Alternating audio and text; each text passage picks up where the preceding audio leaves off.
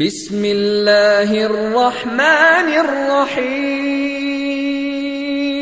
ومن أحسن قولا ممن دعا إلى الله وعمل صالحا وقال إنني من المسلمين. السلام عليكم ورحمة الله وبركاته.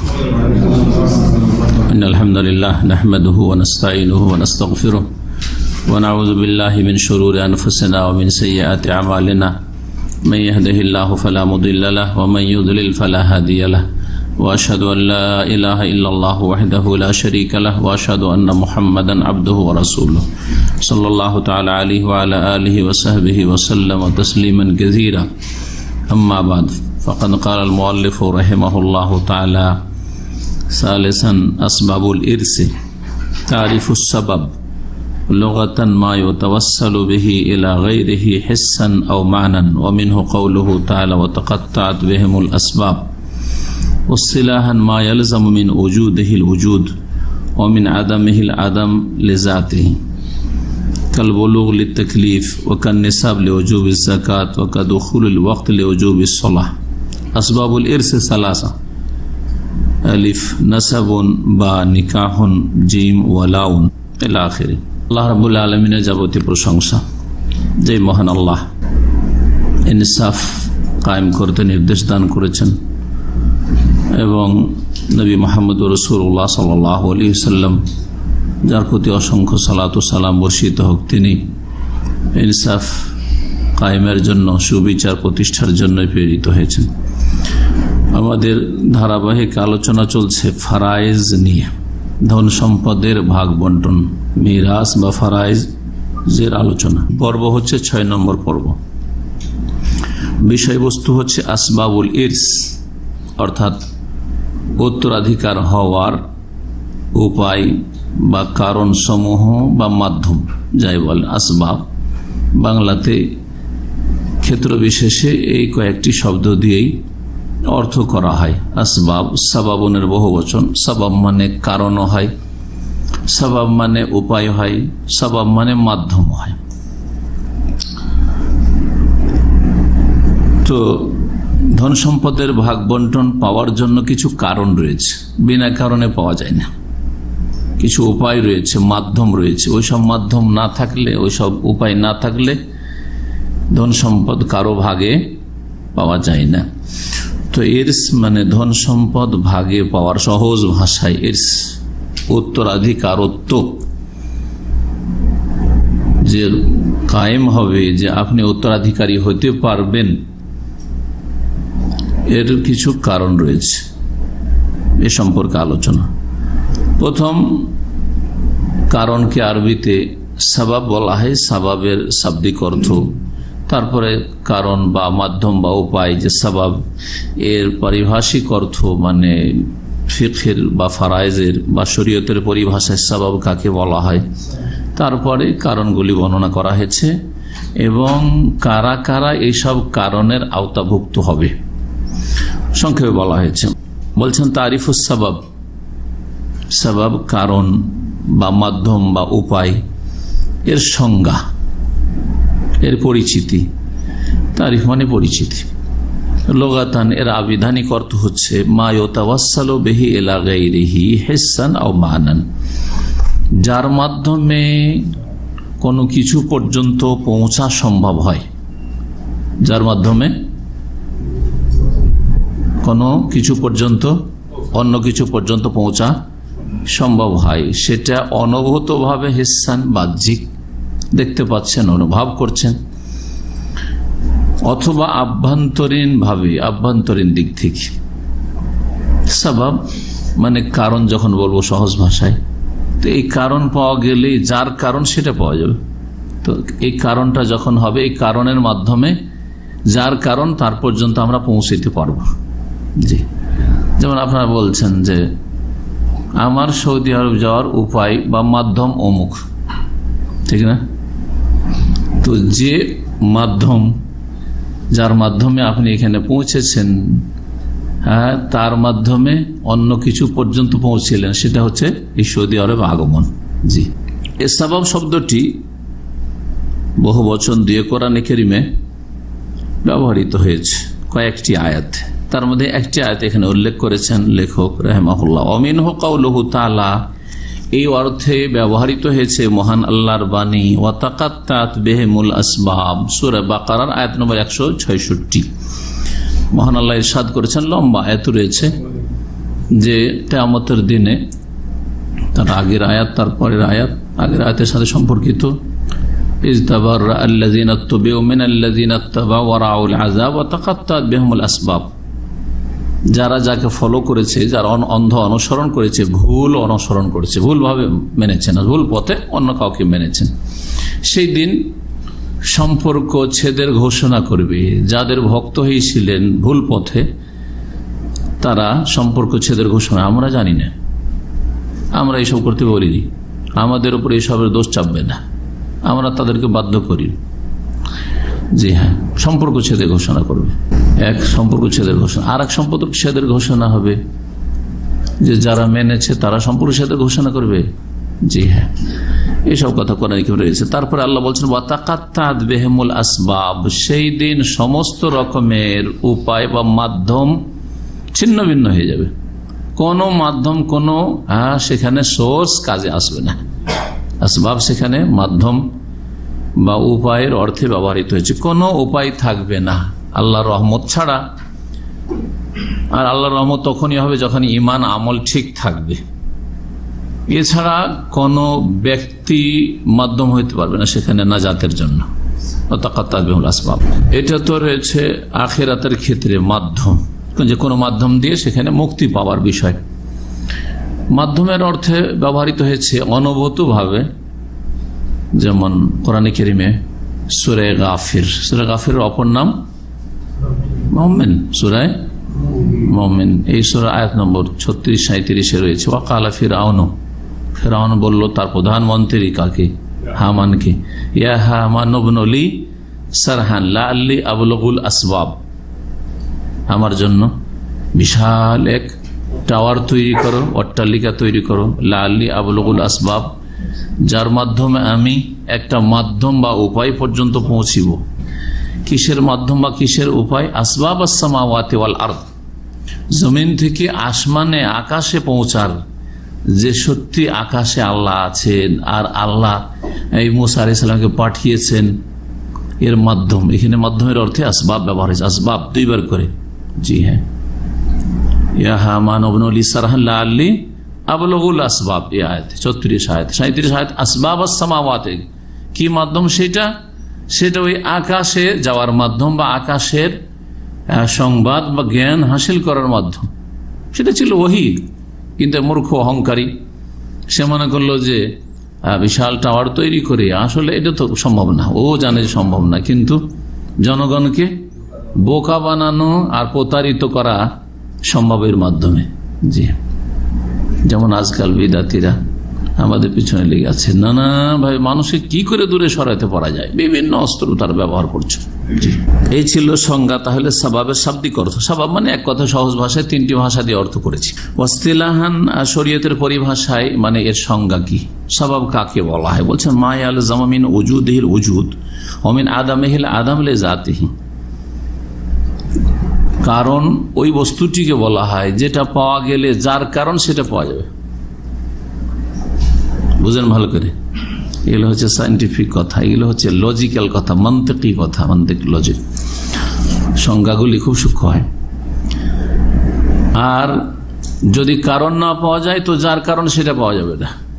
কারণ যদি না পাওয়া যায় তো যার কারণ বা যার উপায়, মাধ্যম যদি না পাওয়া যায়, উপায় যদি না পাওয়া যায়, তাহলে যার উপায় যার মাধ্যম সেটাও পাওয়া যাবে না।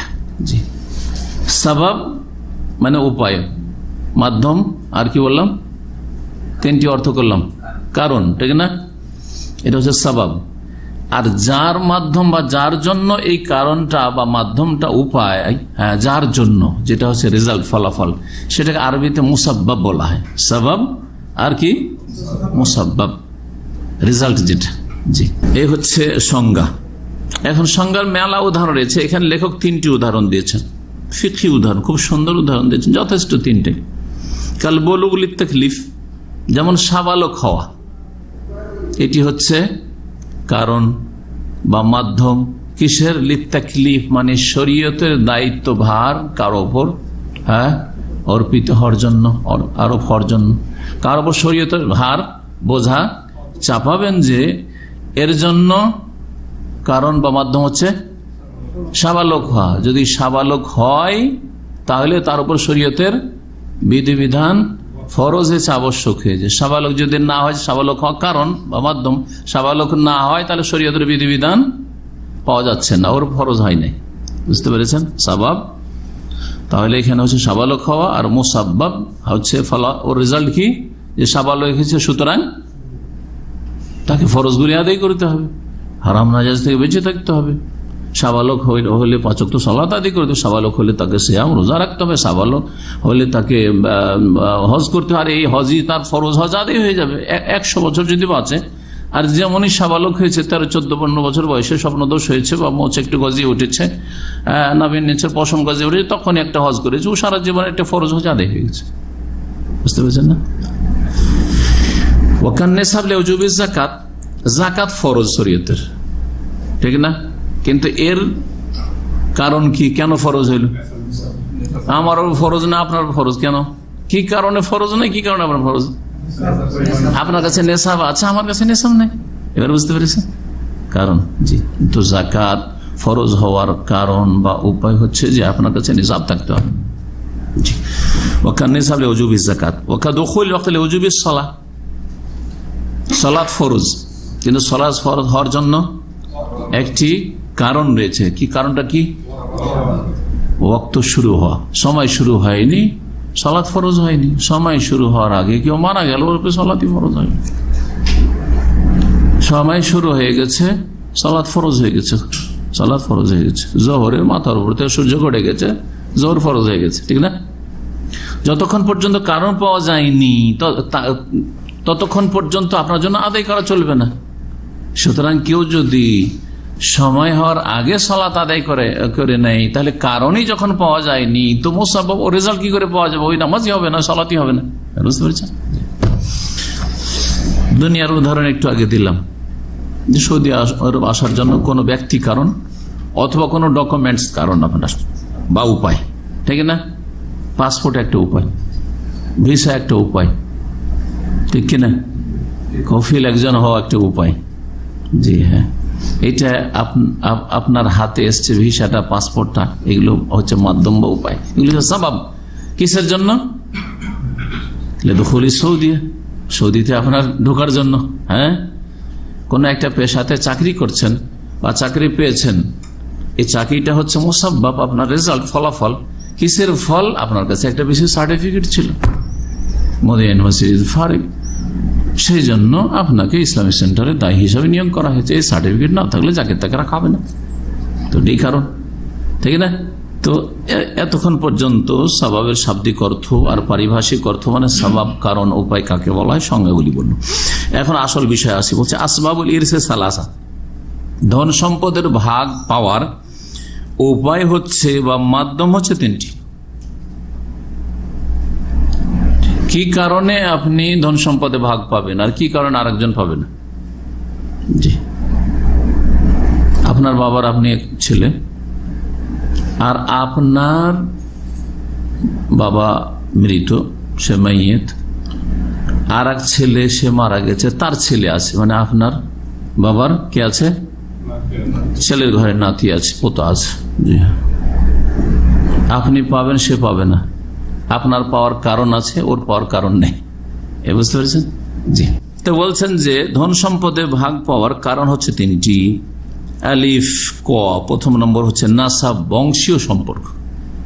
বংশের এমন সম্পর্ক হইতে হবে, কাছের সম্পর্ক, যেই সম্পর্কের মাধ্যমে আপনি বংশীয় সূত্রে ধন সম্পদের ওয়ারিস হতে পেরেছেন বা পারছেন।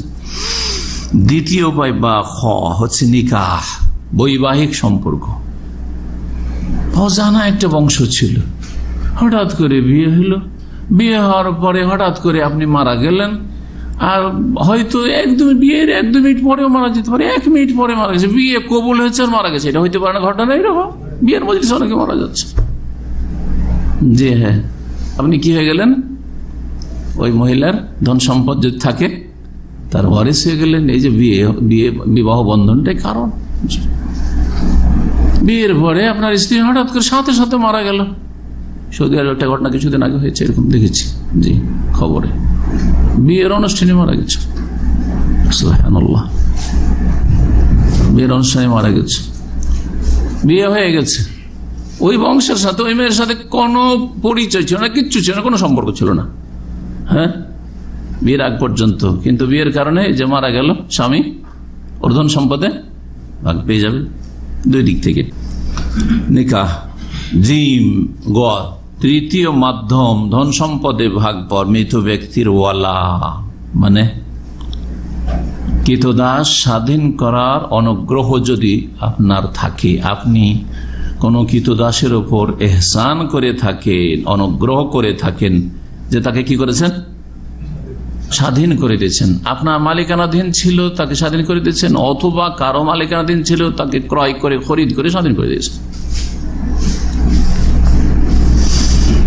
প্রথমটা দেখেন, এখন বিস্তারিত আলোচনা চলছে, আসল মূল বিষয়গুলো হয়ে গেল। এই 3টি বিষয় নিয়ে বিস্তারিত আলোচনা। এখন প্রথম হচ্ছে ধন সম্পদে ভাগ পাওয়ার প্রথম কারণ কি? বংশীয় সম্পর্ক। বলছে ফান্নাসাব, নাসাব। নাসাবটা কি বলছে? আল কারাবা, আত্মীয়তা, বংশীয় আত্মীয়তার সম্পর্ক। কারণ আমাদের দেশে আবার আত্মীয়তা শব্দটি একটি ব্যাপক অর্থে ব্যবহার হয়।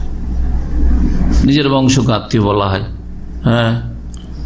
তারপরে মায়ের বংশ, মামা খালা, ওরাও আত্মীয়, শ্বশুর বংশ আত্মীয়, তাই না? জি। তো এই আত্মীয়তা হচ্ছে রক্তের সম্পর্কের আত্মীয়তা, আল কারাবা। ওয়াহিয়া সিলাতুন বাইনা ইসনাইনি সাবাবুহা ওয়ালাদাতুন কারিবাতুন আও বাঈদাতুন।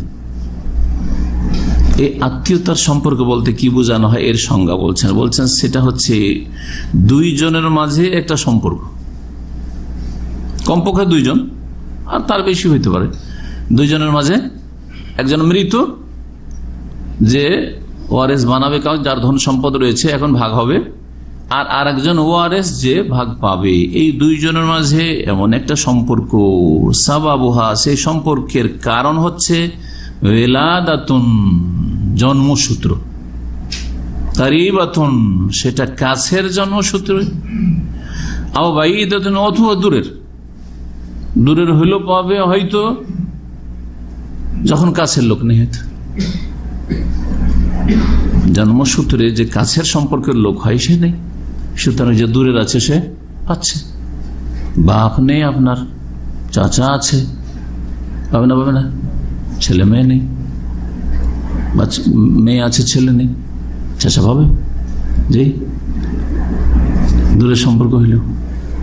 চাচাও নেই, চাচা তো মেয়ে আছে, হ্যাঁ পাবে। যখন কাছের নেই তখন দূরের আত্মীয়রা পাবেন। এই যে আত্মীয়তার সম্পর্ক, এই রক্তের সম্পর্ক, জন্মসূত্রে যে সম্পর্কটা, তো এই সম্পর্কটা 3 ভাগে বিভক্ত বলছেন। 3 ভাগে বিভক্ত। মানুষের 3টা দিক রয়েছে। কি রয়েছে? মানুষের জন্মের 3টা দিক রয়েছে। একটা ওসুল, মূল, জি, মূলটা নিচের দিকে দেখালে ভালো, কারণ শেকড় নিচের দিকে হয়, তাই না? একটা হচ্ছে শেকড়, মূল, আর এক অর্থ ওপর দিকে দেখানো যায়, কারণ বাপ দাদা এগুলো হচ্ছে ওপর দিকে, সুতরাং মূল ওপর দিকে দেখালাম এই অর্থে, ঠিক না? আর গাছের শিকড় যেহেতু নিচে হয়, সেজন্য যদি মূল নিচের দিকে দেখে তো ভুল না ব্যাখ্যা করতে যে, তাই না?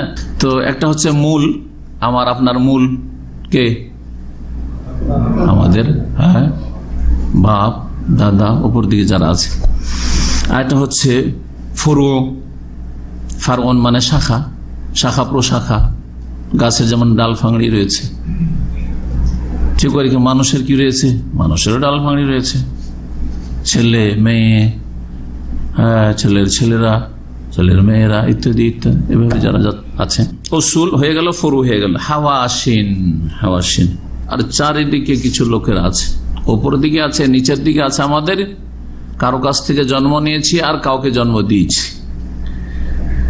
আর কিছু লোক আছে যারা চার পাশে আছে, যারা আমাদের মতো, আমরা যার থেকে জন্ম নিয়েছি তার থেকে তারা জন্ম নিয়েছে। এবার বুঝতে পেরেছেন কারা? ভাই বোন। জি হ্যাঁ। প্রথম নম্বর আত্মীয়তা যা তিন ভাগে বিভক্ত। ফল ফুরু, শাখা প্রশাখা। কারা তারা? হুমুল্লাযীনা ইয়ানতামুনা ইলাল মাইয়্যিতি বিওলাদাতিহি ইয়াহুম। শাখা প্রশাখা বংশের ওই সব লোকদেরকে বলা হয় যারা মৃতের সাথে সম্পৃক্ত। ইন্তেমা মানে সম্পৃক্ত, মৃত ব্যক্তির সাথে সম্পৃক্ত বা সম্পর্কিত। বিওলাদাতিহি ইয়াহুম, যেহেতু মৃত তাদেরকে কি করেছে? জন্ম দিয়েছে। মৃত তাদের জনক, সৃষ্টিকর্তা আল্লাহ, জন্মদাতা বাপ মা, দুটো তো পার্থক্য করবে না, তাই না? আবার ভাবেন না জন্ম দেয় মানে আল্লাহ জন্ম, আল্লাহ জন্ম দেন, আল্লাহ সৃষ্টি করেন। হ্যাঁ, আল্লাহ খালেক, আর বাপ হচ্ছে ওয়ালিদ। ওয়ালিদ মানে জনক, যে লাম ইয়ালিদ ওয়া লাম ইউলাদ। আল্লাহ জনক না, জাতক না, ঠিক না? হ্যাঁ, জি হ্যাঁ। তো এখন শাখা প্রশাখা বুঝে গেলেন। শাখা প্রশাখা ওরা মৃতের, যারা মৃতের সাথে সম্পৃক্ত। কোন দিক থেকে সম্পৃক্ত? যে মৃত তাদেরকে মৃত ব্যক্তি তাদেরকে জন্ম দিয়েছে, তাদের জন্মদাতা। ওয়াল ওয়ারিসুনা মিনহুম, এর আওতাভুক্ত যারা ওয়ারিসিন হবে। এর মধ্যে কারা পড়বে? বলছে আওলাদুল মাইয়্যিত। প্রথম পড়বে মৃত ব্যক্তির, মাইয়্যিতের ছেলে মেয়ের। আওলাদ মানে ছেলে মেয়ে, শুধু ছেলে সন্তান নাই। আরবরা আজকাল মাতৃভাষাতে ভুল বলে, মাতৃভাষায় অনেক ভুল ভাল আমরাও বলি, সব জাতি বলে না। কাম ওয়ালাদ ইন্দাক মানে ছেলে সন্তান, ওয়ালাদ মানে ছেলে সন্তান না। ওয়ালাদ ছেলে সন্তান, মেয়ে সন্তান দুটোকে সামিল। কিন্তু যখন ইবন বলবেন ছেলে সন্তান, বিন্ত বলবেন এই সন্তান। জি, এই জন্য কোরআনে কারিমে যখন ধন সম্পদের ভাগ আল্লাহ করেছেন, প্রথম আয়াত বলছে ইউসিকুমুল্লাহ ফি আওলাদিকুম। আল্লাহ তোমাদেরকে ওসিয়ত করছেন, নির্দেশ দিচ্ছেন আওলাদদের ক্ষেত্রে, সন্তান সন্ততিদের ক্ষেত্রে। কেমন করে আওলাদ মানে সন্তান সন্ততি তর্জমা করলাম? কারণ আওলাদকে আল্লাহ দুই ভাগে ভাগ করছেন। তারপরে লিজাকারে মিসলু হাযিল উনসায়াইন, এই আওলাদদের মধ্যে যারা জাকার পুরুষ রয়েছে, ছেলে সন্তান রয়েছে, তাদের দুই ভাগ, তাদের ভাগ হবে মিসলু হাযিল উনসায়াইন, দুই মেয়ের সমান, দুই কন্যা সন্তানের সমান। বুঝতে পেরেছেন? তাহলে আওলাদ জাকার হয়, আওলাদ উনসা হয়। তো ফুরু বলতে শাখা প্রশাখা, একজন মানুষের শাখা প্রশাখা বলতে কারাকে প্রথম বোঝায়? মৃত ব্যক্তির ছেলে মেয়েরা। যুকুরান আও ইনাসান, ছেলে সন্তান হোক অথবা মেয়ে সন্তান বলে দিল এখানে। তারপরে ও আওলাদ বানিহি, তারপরে একটু নিচে নামেন, মৃত ব্যক্তির ছেলে সন্তানদের ছেলে মেয়ে, মৃত ব্যক্তির ছেলেদের ছেলে মেয়ে, ছেলেদের ছেলে মেয়ে, মেয়েদের ছেলে মেয়ে নাই। মেয়ের ঘরে নাতি নাতি না, ওরা অতক্ষণ ভাগ পাবে যতক্ষণ পর্যন্ত নিজের বংশে রয়েছে, আর বংশে চলে গেল কিন্তু ওরা। এবার বুঝতে পারছেন না? জি। ওয়াইন নাজালু, যতই নিচে নেমে যাক না কেন, উপর দিকে নেই, নিচে নামতে থাকে। মারা গেল একজন মৃত, প্রথম খুঁজবো তার ছেলে মেয়েরা আছে কিনা। দেখা যায় ছেলে মেয়ে নেই, আছে কে? ছেলের ছেলে অথবা মেয়ে আছে। দেব না? দেব না? ছেলের ছেলে মেয়েও নাই, ছেলের ছেলের ছেলে মেয়ে আছে। দেব না? দেব না? হ্যাঁ, দিতে হবে, যতই নিচে নেমে যাক না কেন। আজকাল ওইটা ধারণা করা যায় না, কারণ বেশি বাঁচি না আমরা, তাই না? 50, 60, 70, 100 বছর বয়স খুব বেশি হইলে। কিন্তু একসময় যখন 400, 500, 800, 1000, 1200 বাঁচত আগের যুগে, তখন এরকম সম্ভব ছিল কি ছিল না? এখনো কেউ বাঁচতে পারে 200-250 বছর, হতে পারে ব্যতিক্রম। 120-30 অনেকে আছে পৃথিবীতে। গত সপ্তাহে খোঁজ পেলাম, আমার আব্বার মামানি চাঁপাইনবাবগঞ্জ 120 বছর বয়স হয়ে গেছে। গত সপ্তাহে ওদের সাথে কথা, 120 বছর বয়স হয়ে গেছে, বেঁচে আছে। শুধু বেঁচে নেই, চলাফেরা করছে, দিন কাজ, নিজের কাজ কাম সব করছে। সুবহানাল্লাহ। জি, সুতরাং এর উপর ভিত্তি করে আওলাদুল বানাতে মেয়েদের ছেলেমেয়েরা মানে মেয়ের ঘরের নাতিন নাতিন ওরা ভাগ পাবেন। ও আওলাদ ও বানাতিল ইবনে, এইরকমই ছেলের মেয়েদের ছেলেমেয়েরা। প্রথম তো ছেলে হলো মৃত ব্যক্তির, কিন্তু তারপরে মেয়ের দিকে চলে গেল, মেয়ের ছেলেমেয়েরা অন্য বংশে চলে গেল। লায়ারেসুন, এরা ওয়ারেস হবে না, এরা এই বংশের শাখা পুরো শাখা না, আরা বংশে চলে গেছে, যদি একটা মেয়ে ওই বংশে দেওয়া হয়েছিল।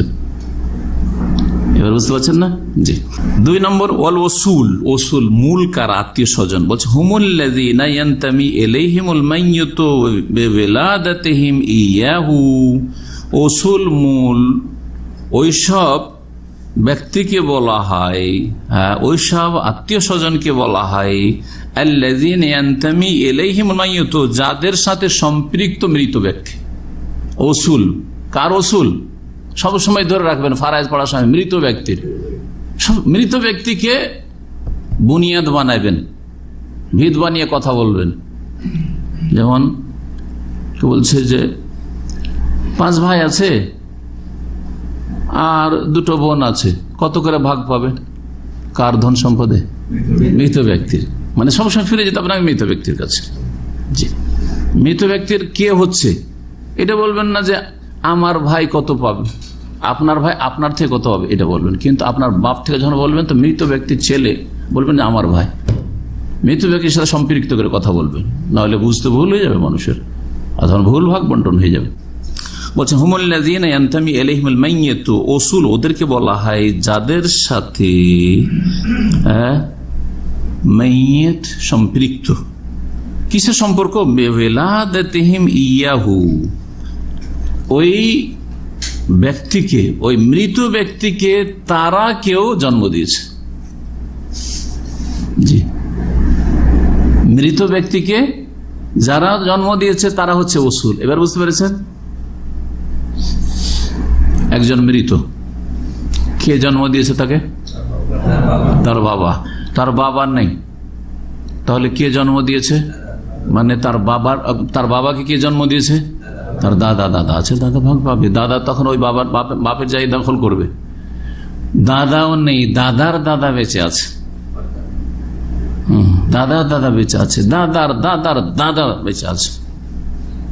জন্মসূত্রে কিন্তু পরম্পরা ওইটি, হ্যাঁ তাই না?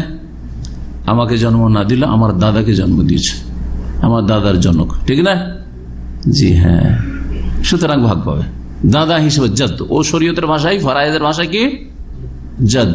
আমার দেশে বুড়া বাপ আর বুড়া মা আর কি বলে আপনাদের দেশে?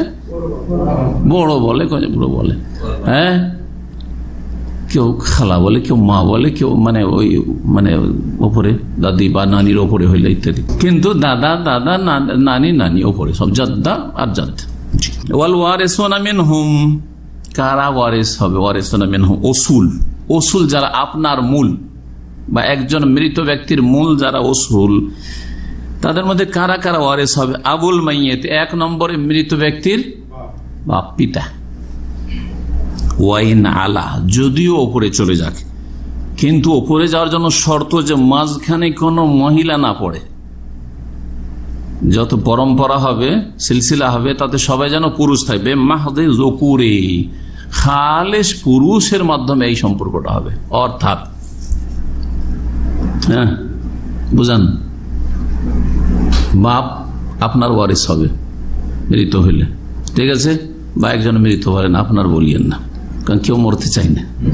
শুধু এই উদাহরণ দেওয়াটা ভালো না, ঠিক না? একজন মৃত ব্যক্তির বাপ ওয়ারিস হবে, ঠিক না?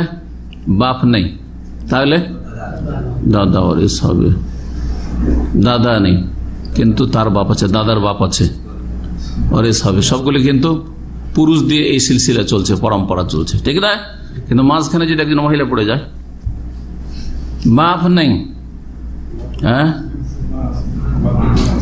বাপের মা দাদি, ওটা আর মশলা। কিন্তু বাপের দাদির বাপ আছে, মাঝখানে এক মহিলা পড়ে গেল, বাপের দাদির বা বাপের মার বাপ আছে, বাপের মায়ের বাপ আছে, ওয়ারিস হবে না, হবে না। ওই জন্য বলছে মাহদিদ যুকুর, সবগুলি ওই সিলসিলাতে কি থাকতে হবে? পুরুষ থাকতে হবে। আর কি হবে? উম্মুল মাইয়িত, ওসুলের মধ্যে শুধু পুরুষ নেই, মহিলাও আছে। মৃত ব্যক্তির মা, তার মাতাও ওয়ারিস হবে।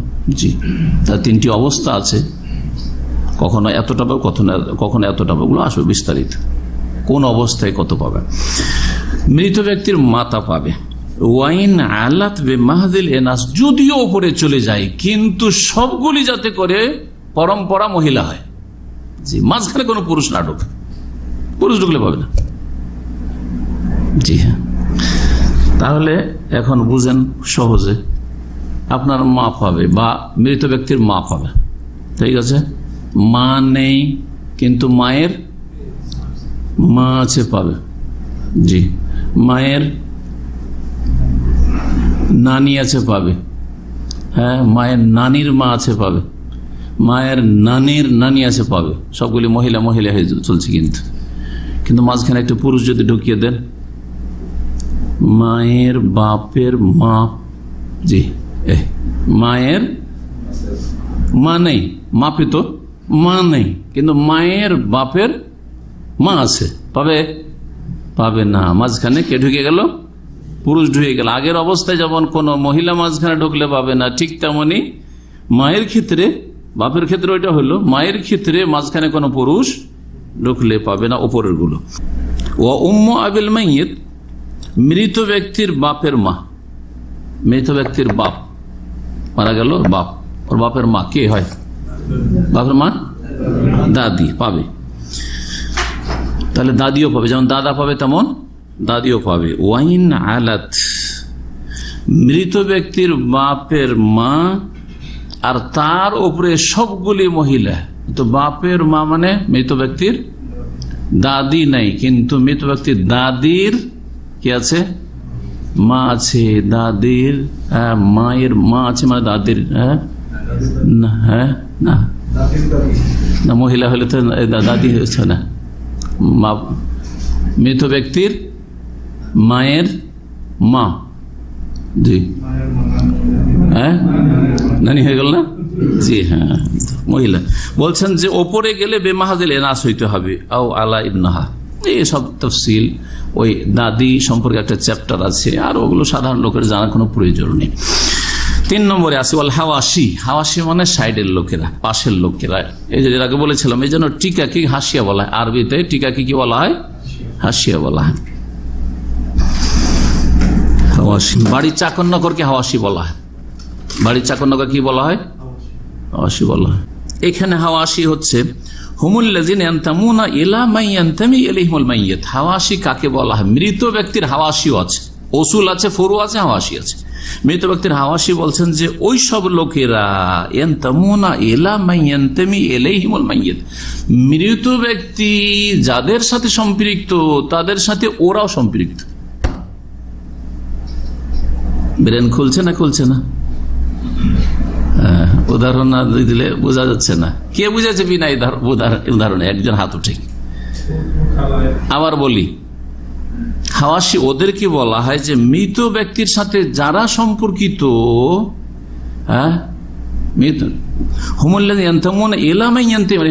ওই সব লোকেরা যারা এমন লোকদের সাথে সম্পৃক্ত যারা মৃত ব্যক্তির সাথে সম্পৃক্ত, অর্থাৎ মৃত ব্যক্তির সাথে আপনার সম্পর্ক আছে, ঠিক আছে না? মৃত ব্যক্তির সাথে আপনার সম্পর্ক আছে। আপনার যেমন মৃত ব্যক্তির সাথে সম্পর্ক, যেই সম্পর্কটা, সেই সম্পর্কটা ওদেরও আছে। এবার কি বুঝলেন? যেমন আপনি বলছেন যে এটা আমার মা, তেমন আপনার ভাই বলছে এটা আমার মা। বোঝা গেছে? যেমন আপনি বলছেন যে এটা আমার দাদা, তেমন আপনার চাচাতো ভাই বলছে এটা আমার দাদা। বোঝা গেছে না? একই সম্পর্ক। মাইয়াত হচ্ছে ওই দাদা বা বাপ, জি, যে মৃত, ওর সাথে একই রকমের রিলেশন। জি, তো তখন এরা কি হইল? আপনার যখন ধরো আপনার তখন হাওয়াসি বলবো। যার সাথে মৃত ব্যক্তি আল্লাযীনা ইয়ানতামুনা ইলা মান ইয়ানতামি ইলাইহিমুল মাইয়িতু, যারা মৃত ব্যক্তির সাথে সম্পৃক্ত তাদের সাথে যারা সম্পৃক্ত হবে, মৃত ব্যক্তির সাথে যাদের সম্পর্ক তাদের সাথে আপনার সম্পর্কটা সেম ওইভাবে সম্পর্ক, যেমন মৃত ব্যক্তির সাথে ওদের সম্পর্ক তেমনি আপনার সম্পর্ক। এক কথায় সহজ ভাষায় সাইডের লোকেরা। উদাহরণ দিলে আরো স্পষ্ট হবে। ওয়াল ওয়ারিসুনা মিনহুম, এদের মধ্যে ওয়ারিস হবে আল ইখওয়া, প্রথম ভাই আর বোন। কোন ভাই বোন বলছে? আল আশিক্কা, আপন, একবারে সহোদর। আপন ভাই বোন সমান সমান কিনা? আপন ভাই বোন জি সমান সমান। তো একজন ভাই যখন মারা যাবে, এখন মাইয়িত কে? তাহলে এখানে আর ওসুল বাদ দেন, বাপ নাই, মাইয়িত কে এখানে? ভাই অথবা বোন, ঠিক আছে? মাইয়িত হচ্ছে ভাই। এক ভাই মারা গেল আর আরো দু ভাই, তিন ভাই আছেন। এই সম্পর্কটা যেমন আপনি বলছেন এটা আমার মায়ের পেটের ভাই, আপনার আর এক বলছে তো আমার মায়ের পেটের ভাই, তুই ভাগ নিবি তো ভাগ পাবো না। কথা বোঝা গেছে না? জি। তো আপন ভাই বোন, তাহলে আপন ভাই বোন ভাগ পাবে। আউলি আবিন, অথবা সৎ ভাই বোন, বৈমাত্রীয় ভাই বোন ভাগ পাবে। আউলে উম্মিন, বৈপিত্রীয় ভাই বোনও ভাগ পাবে। এতটা আমরা জেনে নিলাম। ও বানুল ইখওয়া আল আশিক্কা, আপন ভাই বোনের, ভাইয়ের কথা প্রথম বলছে, বোন না এখানে, আপন ভাইয়ের ছেলেরা, আপন ভাইয়ের ছেলেরা। আপন ভাইয়ের ছেলেরা কারা? ভাতিজা, ভাতিজারা। তাহলে কি পাবে? যদি একজন লোক মারা যায় আর ওর কাছের কেউ নেই, তাহলে ভাইও নেই, তো ভাতিজারা পাবে না? পাবে না? আপন ভাতিজারা পাবে। তো বলছেন যে অবানুল ইখওয়াল আশিক, আপন ভাইয়ের ছেলেরা মানে আপন ভাতিজারা পাবে। আউলি আবিন, অথবা সৎ ভাতিজারা পাবে, নিজের ভাই না, সৎ ভাই, সৎ ভাইয়ের ছেলেরা। কেউ কাছের নেই, সৎ ভাইয়ের ছেলেরা আছে, তো ভাগ ওরা পাবে। ওয়াইন নাজালু, নিচে নামলেও আপন ভাইয়ের ছেলেরা নেই, কিন্তু আপন ভাইয়ের ছেলের ছেলেরা আছে, পাবে না? পাবে না? সৎ ভাইয়ের ছেলের ছেলেরা আছে, পাবে। ওয়াল আমাম আলা শিক্কা, আপন চাচারা, সহোদর চাচা, বাপ নেই আর ভাইও নেই, ছেলে মেয়েও নেই, চাচা আছে, পাবে না? পাবে না? বলছে পাবে। আউলিয়া আবিন, সৎ চাচা আছে, তাও পাবে। আপনার বাপের সৎ ভাই কত দূরের মনে করছেন না? পাবে, কেউ নাই তখন। ওয়াইন আলাউ, যদিও ওপরে চলে যাক না কেন। অবানুহুম, এবং তাদের ছেলেরাও পাবে নিচে নামলেও। তাই বলছেন এই কথার ভিত্তিতে ফাবানাতুল ইখওয়াতে জামিআন, সুতরাং ভাইয়ের মেয়েরা, ভাতিজিরা, ভাতিজিরা বিবাহের অন্য বংশে চলে গেছে, ভাতিজিরা ভাগ পাবে? বলছে পাবে না। ভাতিজিরা, ভাতিজা পাবে কিন্তু ভাতিজি পাবে না এখানে। আর ওয়াবানাতু বানিহিম, এইরকমই তাদের ছেলেদের মেয়েরা, মানে নিচে নামলে যত নিচে নেমে যাক পাবে না। ও আউলাদুল আখাওয়াত, এইরকমই বোনের ছেলেরা, বোনের ছেলে মেয়ে কারা? ভাগনা ভাগ্নি, ভাগনা ভাগ্নি পাবে না। এইরকম ওয়াল আম্মাত মুতলাকান, এইরকমই ফুফুরা পাবে না। ওয়াল আমাম লে উম, বৈপিত্রীয় মায়ের শরীক, বৈপিত্রীয় চাচা, ওরা পাবে না। এক কথাই আগে যারাকে বলা হইলো তাদের ছাড়া যারা এইরকম সম্পর্কে তারা পাবে না। দ্বিতীয় সম্পর্ক, এখন প্রথম সম্পর্কে আমাদের যথেষ্ট সময় লেগে গেছে। দ্বিতীয় সম্পর্ক হচ্ছে বা খ আর নিকা, বৈবাহিক সম্পর্ক, কিন্তু এটা সহজ। সেটা হচ্ছে বাস দুইজন, একজন অপরজনের ওয়ারিস হবে। নিকাহ কাকে বলা হয়? নিকার শাব্দিক অর্থ হচ্ছে আদাম, মিলানো। তো বিবাহকে নিকাহ কেন বলা হয়? কারণ বিবাহের মাধ্যমে একটা ছেলেকে একটা মেয়ের সাথে মেলানো হয়, বিবাহ বন্ধনের মাধ্যমে, আর এর মাধ্যমে তাদের যৌন সম্পর্ক হালাল হয়, পাক হয়। ওয়াসতিলাহান, শরীয়তের ভাষায় আকদুন নিকাহ সাহি, নিকাহ বলা হয় সহি শুদ্ধ বিবাহ বন্ধনকে শরীয়তের দৃষ্টিতে। ওয়াইনলাম ইয়াহসুল বাদাহু, যদিও তাদের সহবাস না হয়ে থাকে, নির্জনতা অবলম্বন করেন, শুধু বিয়ে হয়েছিল, দেখা সাক্ষাৎ হয়নি, কখন নির্জন 1 মিনিটের জন্য দেখা সাক্ষাৎ হয়নি, তবুও কি বলবো যে বিবাহ অমুকের সাথে হয়েছে। নেকার আরেকটি অর্থ সহবাস, ওটাও হয়ে থাকে। হাত্তা তানকিহা যাওজান গায়রা, 3 তালাক দেওয়ার পরে অতক্ষণ পর্যন্ত আগের স্বামী যে তালাক দাতা স্বামী তার জন্য হালাল, যতক্ষণ পর্যন্ত অন্য কোন পুরুষের সাথে বিয়ে না হবে স্বেচ্ছায় আর সংসার করার জন্য, এই নয় যে হালাল করার জন্য হিল্লার বিয়ে, ওটা হারাম, ওটা উদ্দেশ্যই বিয়ে করা না, ওটা বিয়েই নয়। তো এই হিল্লার বিয়ে বিয়ে নয়, সুতরাং ওর মাধ্যমে হালাল হয় না। জি, তো তানকিহা মানে শুধু বিবাহ না, যে অপর পুরুষের সাথে বিয়ে হইল না, বিয়ে হইতে হবে তার সাথে সাথে কমপক্ষে সহবাস হইতে হবে একবার। ওয়ায়াতাওয়ারাসু বিহি যাওজান, এ বৈবাহিক সম্পর্কের মাধ্যমে কে কার ওয়ারিস হবে? স্বামী স্ত্রী, স্বামী স্ত্রীর স্ত্রী স্বামীর। কতক্ষণ পর্যন্ত? মালাম তাহসুল বাইনুনাতুন বাইনাহা বিতালাকিন আও গায়রি, যতক্ষণ পর্যন্ত বিচ্ছিন্নতা না হবে, বিবাহ বিচ্ছেদ না হবে তালাকের মাধ্যমে বা অন্য কোনো মাধ্যমে। তাহলে এর দ্বারা বোঝা গেল তালাক ছাড়াও স্বামী স্ত্রীতে বিবাহ বিচ্ছেদ হতে পারে, যেটা হয়তো আপনারা জানেন না, তাই না? কিসে হইতে পারে?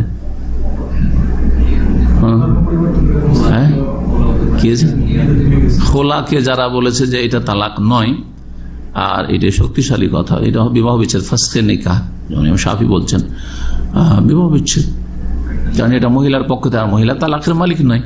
আর তারপরে আল্লাহ 3 তালাক বলেছেন, আর 3 তালাকের মাঝখানে 2 তালাক বলার পরে খোলার কথা, তারপরে ফাইন তালাকা 3য় তালাক বলেছেন, তো তালাক তো 4টা নয়। তো খোলাকেও যদি তালাক বলা হয় তো তালাক 4 হয়ে যাবে। এই যুক্তিটা খুব শক্তিশালী যুক্তি। সুতরাং খোলা হচ্ছে যেটা মহিলার পক্ষ থেকে প্রস্তাব হয় যে তোমার ভাত খাবো না, তোমার সাথে থাকবো না, তুমি আমাকে ছেড়ে দাও, বা তোমার কাছ থেকে আমাকে ছুটি দিয়ে দাও, আমি থাকবো না তোমার কাছে। ওকে বললো, ও রাজি না হলে কোর্টের আশ্রয় নিল আর বললো যে আমি এই স্বামীর সাথে সংসার করতে চাই না। তখন সরকার আর সরকারের যে হাকিম কাজী রয়েছে সে বিবাহ বিচ্ছেদের ঘোষণা করলো। এটা কারো কাছে তালাক, কারো কাছে ফাসখে নেকাহ মানে বিবাহ বিচ্ছেদ। আর একটা রয়েছে লিয়ান। জি হ্যাঁ, যদি স্ত্রীর উপর অপবাদ দেয় যে স্ত্রী কুকাজে লিপ্ত হয়েছে, তাহলে 4 সাক্ষী খুঁজতে যাবে নাকি? অন্য কোন মহিলা বা পুরুষের উপর যদি জেনার অপবাদ দেন তো 4 সাক্ষী খুঁজে নিয়ে আসতে হবে, না হলে মার খেতে হবে, 80 কোড়া খেতে হবে। কিন্তু স্ত্রীর উপর যদি কি অপবাদ দেয় কুকাজে লিপ্ত হওয়ার, তাহলে কি 4 সাক্ষী খুঁজে বেড়াবে? অসম্ভব কথা না, মোটেই না, করবে না এটা। তাহলে 4 সাক্ষী খুঁজবে না, তো 4 সাক্ষী যদি হাতে না পায় আর এরকম কথা বলে দেয়, তাহলে কি কোড়া খেতে হবে তহমতের? না, কি হবে? হয় মহিলা স্বীকার করলো, যদি স্বীকার করে ভালো হইলো, আর যদি অস্বীকার করে না ও মিথ্যুক, তখন কি হবে? লেআনের বিধান রয়েছে যা সূরা নূরে রয়েছে। তো স্বামী স্ত্রী একে অপরের ওয়ারিস হবে, উত্তরাধিকারী হবে যতক্ষণ পর্যন্ত বিবাহ বিচ্ছেদ না হয়েছে মৃত্যুর আগে। মৃত্যুর 1 মিনিট আগে যদি বিবাহ বিচ্ছেদ হয়ে যায়, কিন্তু স্থায়ী বিচ্ছেদ, অস্থায়ী না। তালাক দিয়েছে মাত্র, এখন ইদ্যতে আছে, 1 তালাক দিয়েছে অথবা 2য় তালাক দিয়েছে, এখন ইদ্যতে আছে। তাহলে কার স্ত্রী বলে গণ্য? তারই স্ত্রী বলে গণ্য, কারণ তার ফিরিয়ে নেওয়ার অধিকার আছে, তার ফিরিয়ে নেওয়ার অধিকার আছে যতক্ষণ পর্যন্ত ইদ্যতের ভিতরে আছে। সুতরাং ও যদি বলে না আমি তালাক দিয়ে দিচ্ছি, বা ওর আত্মীয়রা বলে ও তো মারা গেল, কিন্তু ওর আত্মীয়রা, ওর বাপ ভাইরা যদি বলে যে আমার ছেলে তো তালাক দিয়ে দিচ্ছে, এই বউকে কেন আমরা ভাগ দেবো? না, দিতে হবে, ইদ্যতের ভিতরে আছে। জি, বলছেন যে ফাইজ হাসালাত তালাকু, সুতরাং যদি তালাক হয়ে যায়, ওয়াকানা রাজঈয়ান, আর সেই তালাক রাজঈ হয় মানে এমন তালাক যাতে ফিরিয়ে নেওয়ার অধিকার থাকে, ইয়াতাওয়ারাসানে, তাহলে একে অপরের ওয়ারিস হবে। স্ত্রী মারা গেলে স্বামী তার কথা বলার অধিকার নেই যে আমাদের মেয়েকে তো তুমি তালাক দিতে, কিসের ভাগ পাবে তুমি, একটা পয়সা দেবো না, চলবে না।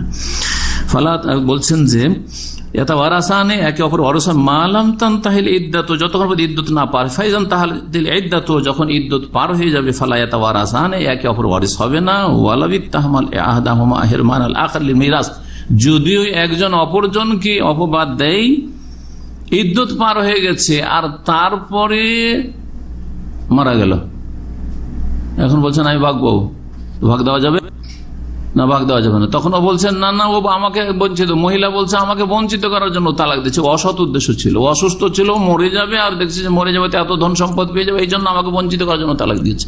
এ কথা শোনা হবে না এই অজুহাত। ওয়াইন কানা তালাক সালেসান, 3য় তালাক যদি হয়, তালাকে মোগাল্লাজ বা তালাক যেটা বাইনে কুবরা, বাইনুনা কুবরা, বড় তালাক। ফালা তাওয়ারুসা বাইনাহুমা, তাহলে উভয়ের মাঝে কোনো কেউ কারো ওয়ারিস হবে না। জি হ্যাঁ, তৃতীয় তালাক দিয়ে দিয়েছে, 3 নম্বর তালাক, আর তারপর হঠাৎ করে স্ত্রী মারা গেল। স্ত্রীর অনেক ধন সম্পদ আছে, বাপের পেয়েছি, লোভী বলছে না আমি তো আমার স্ত্রীর ভাগ পাবো, হবে এরকমের বিপরীতটা। জি, ইল্লা ইযা উত্তুহিমা আহাদুহুমা আন্নাহু তাসাব্বাবা লিত-তালাক, তবে যদি এই ক্ষেত্রে অপবাদ, ফুকাহারা বলেছেন অপবাদ দেওয়া হয় যে সে তালাকের কারণ আর তার উদ্দেশ্য খারাপ ছিল, বিকাসদি হিরমানিল আখার মিনাল ইরস, ধন সম্পদে বঞ্চিত করার জন্য এরকম তৃতীয় তালাক দিয়েছে। ফায়ারিসুল বারিয়্যু মিনাল মুতাসাব্বি মা লাম তাতাযাওয়াজিল মারআ, যদি মহিলার অন্য জায়গায় বিবাহ না হয়ে থাকে আর তালাক হয়েছে, তৃতীয় তালাক, আর সে এই অপবাদ দিচ্ছে যে না ও আসলে বঞ্চিত করার জন্য তালাক দিয়েছে, তাহলে ভাগ পাবে বলেছেন ফুকাহারা। আল্লাহু আলাম। বাইনুনা মানে তালাকে বাইন, বিচ্ছিন্ন কখন হয়? বলছে ওয়াতাহাসুল বাইনা বিল ফাসখি, বিবাহ বিচ্ছেদ। তাহলে খোলা ছাড়াও বিবাহ বিচ্ছেদ হতে পারে, খোলা ছাড়াও বিবাহ বিচ্ছেদ হতে পারে। মহিলাও চাইছে না, পুরুষও চাইছে, ধরেন এরকম যদি হয়, কিন্তু বিবাহ বিচ্ছেদ হতে পারে কোনো এতে, বিবাহটাই হয়তো শুদ্ধ হয়নি, সুতরাং শাসক বা কাজী সেখানে বিবাহ বিচ্ছেদের ঘোষণা করছে, বিভিন্ন কারণ হইতে পারে। ফাসক একটা বিবাহ বিচ্ছেদ, অবিল খোলা, খোলার মাধ্যমে, অবিল লিয়ান, আর লিয়ানের মাধ্যমে। ফালা তাওয়ারুসা বাইনাহুমা ইনদা ইযিন, এইরকম কিছু হলে বিবাহ বিচ্ছেদ, খোলা বা লিয়ান হলে একে অপর ওয়ারিস হবে না। তৃতীয় বিষয়টি সংক্ষেপে আল ওয়ালা, যেহেতু আজকাল গোলামের যুগ নেই, সুতরাং গোলাম স্বাধীন করার প্রশ্নে ওঠে না, জেনে নেব। ওয়ালা কাকে বলা হয়? তারিফুহু লুগাতান, আবিধানিক অর্থ হচ্ছে আন-নুসরা। ওয়ালা মানে সাহায্য করা, এই জন্য ওলি মানে সাহায্যকারী। ওয়ালা মানে হচ্ছে আল কারাবা, আত্মীয়তা, এই জন্য ওলি, আত্মীয়কে ওলি বলা হয়, অভিভাবককে ওলি বলা হয়। ওয়াল মুলক, হ্যাঁ এইরকমই রাজত্ব বা মালিকানা, এই হতে ওলি, এই জন্য আমার অমুক ওলি মানে হচ্ছে আমার মালিক সে। আর এই ক্ষেত্রে গার্জেনকে ওলি বলা হয়, তারপরে শাসককে ওলিউল আমর বলা হয় বা ওলাতুল আমর বলা হয়। ইসতিলাহান, আর শরীয়তের ভাষায় ওয়ালা হচ্ছে ওসুবাতুন, একটি আসবা সম্পর্ক। সাবাবুহা, এই সম্পর্কটা কিসের জন্য বলছে? সাবাব, এর কারণ হচ্ছে নেমাতু সাইয়্যিদে, মনিবের অনুগ্রহ করা, আলা রাকিকিহি, তার কৃতদাসের ওপর, বিল ইতকে, স্বাধীন করেছে সেই জন্য। যেই কৃতদাসকে স্বাধীন করেছে ওই কৃতদাসের যদি আত্মীয়রা থাকে তো ওরা তো ধন সম্পদ পেয়ে যাবে, কিন্তু কৃতদাসের আত্মীয় স্বজন নেই, তখন এই লোক পেয়ে যাবে। জি, অনেক সময় কোন দেশ থেকে কোন দেশে এসে কেনা বেচা হইতে হইতে এমন হয়েছে আর যোগাযোগই নেই, কোথা থেকে এসে কোনো খবর নাই, কেউ বেঁচে আছে, তার কেউ আছে না আছে কোনো খবর নেই। ওর একজনই রিলেশনের, সে হচ্ছে তার মালিক যে এহসান করেছে তাকে আজাদ করেছে। সরাসরি যে স্বাধীন করেছে সে শুধু ওয়ারিস হবে, আর কি ওয়ারিস? আর তারপরে যে স্বাধীন করেছে সে হয়তো মারা গেছে, কিন্তু তার আসাবা বেনাফসি, মানে তার ছেলে বা ছেলের ছেলে, আসাবা 3 ভাগে ভাগ করা হয়েছে, আসাবা বেনাফসি, আসাবা বেগাইরি, আসাবা মা গাইরি। তো যারা বেগাইরিহি বা মা গাইরিহি ওরা হবে না, সরাসরি যারা আসাবা তারা ওয়ারিস হবে। এখানে আজকের আলোচনা শেষ করছি। হাযা ওয়া সাল্লাল্লাহু আলা নবিয়িনা মুহাম্মদ ওয়া আলা আলিহি ওয়া সাহবিহি আজমাইন। يا إله الكون يا المولى العظيم يا كريما